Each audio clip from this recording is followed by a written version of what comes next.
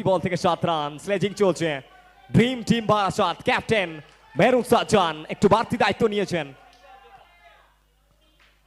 Reverse sweep boundary, yes, আবার একটিবার boundary আসলো। সব মিলিয়ে জন্তু বড় মঞ্চের বড় তারকা প্রেসার সিচুয়েশনে এসে নিজের যাত্রা চেনালেন।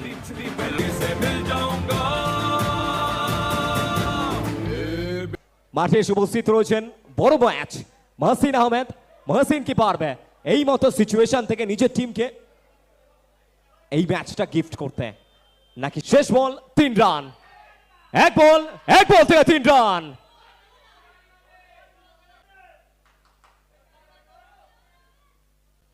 রিভার্স সুইপ এবং এর সাথে yes Santu, what a player.